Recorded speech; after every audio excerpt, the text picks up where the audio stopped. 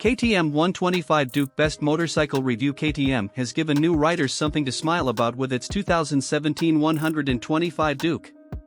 With the 2017 KTM Duke 125, the Austrian firm have given new riders something to smile about.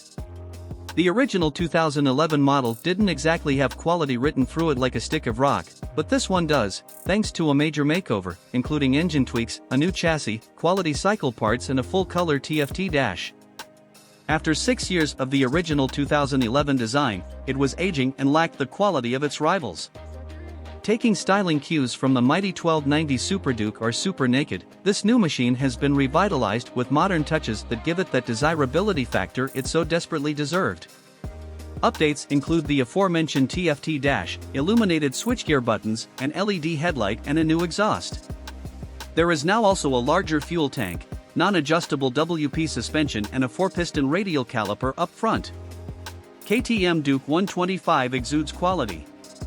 As well as styling updates, the 124.7 cubic centimeters single-cylinder engine has been brought into the modern age and is now Euro 4 compliant, offering a wider spread of power than the previous bike's lump. Related, KTM 125 Duke long-term test. These alterations mean the new 125 Duke exudes quality. It also offers you that big bike feeling, thanks to a roomy riding position capable of accommodating taller riders, without feeling intimidating to novices. There's a thriving community of like-minded owners online at the KTM forums. Ride quality and brakes. On the move, the 125 feels like a well-put-together package. The gearbox is slick and the WP suspension feels sporty and well-sprung, unlike most soft and wobbly 125s on the market. A new chassis has helped KTM sharpen the handling and steering.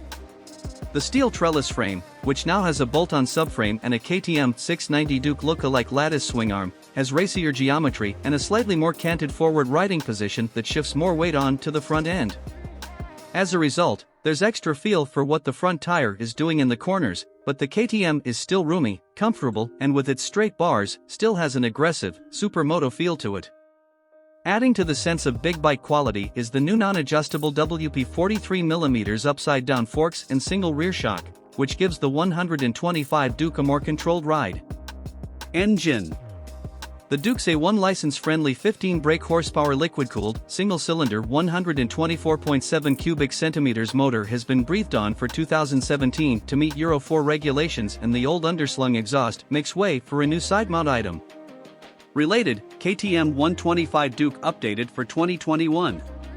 The engine offers ample performance for urban riding and, thanks to a dry weight of just 137 kilograms, has more than enough power to stay ahead of the traffic.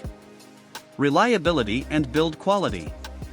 The new machine's level of build, paint finish and quality of components is much improved, so the signs are good. Unlike many 125s, the Duke is solid, crisp and has the same roomy, big bike feel as the KTM 390 Duke. The gearbox is slick, the brakes strong and the new WP suspension is nice and sporty, not the usual budget wet mush mixture of cooking oil damping and Bybre spring support you get on your average 125. Our KTM Duke 125 owners' reviews show relatively positive scoring, with a couple of reliability issues highlighting the fact that while premium in 125 cubic centimeters terms, it's still an entry-level machine built to a cost. Value versus rivals. You can buy a new 125 for a quarter of the price of a new Duke, but you're not going to get a machine built with the same attention to detail and level of quality. The 600-mile first service for the MCN long-termer cost £250, but the bigger service needed between 4,000 to 6,000 miles can be nearer the £400 mark. Rivals for the KTM Duke 125 are at the premium end of the 125 cubic centimeters market. Think Yamaha's MCN award-winning but more expensive MT125, the Aprilia Tuono 125, £100 more expensive than the Duke at time of writing, and Kawasaki's much cheaper Z125. Equipment. Updates include the aforementioned TFT dash, illuminated switchgear buttons, an LED headlight and a new exhaust. There is now also a larger fuel tank, non-adjustable WP suspension and a four-piston radial caliper up front. As well as styling updates, the 124.7 cubic centimeters single-cylinder engine has been brought into the modern age and is now Euro 4 compliant, offering a wider spread of power than the previous bike's lump.